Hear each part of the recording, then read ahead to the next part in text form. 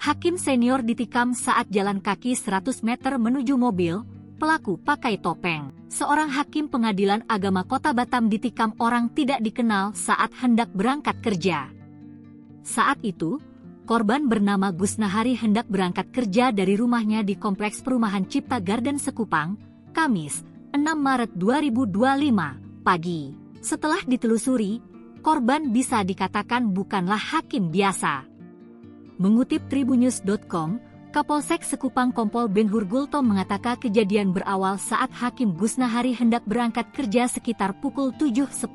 Saat itu mobilnya terparkir di lokasi parkir perumahan yang jaraknya kurang lebih 100 meter dari rumah korban.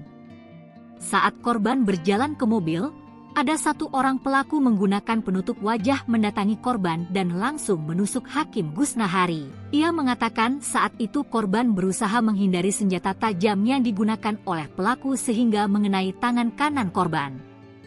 Pelaku ada 2 orang. Satu orang menunggu di atas motor dan satu orang mendatangi korban. Luka yang didapatkan tidak terlalu parah, kata Benhur. Polisi masih melakukan penyelidikan terhadap 2 orang yang diduga pelaku. Gusnahari, 64, adalah Hakim Pengadilan Agama Batam. Berdasarkan situs resmi Pengadilan Agama Batam, diketahui Hakim Gusnahari sudah bertugas di Pengadilan Agama Batam sejak 12 Desember 2022. Ia kerap memimpin apel Senin pagi di Pengadilan Agama Batam. Gusnahari bukan sembarang hakim. Dia merupakan hakim lama, sosoknya dikenal sebagai salah satu hakim senior di Pengadilan Agama Batam. Ia telah bertugas selama bertahun-tahun dan dijadwalkan pensiun pada Agustus 2025 mendatang.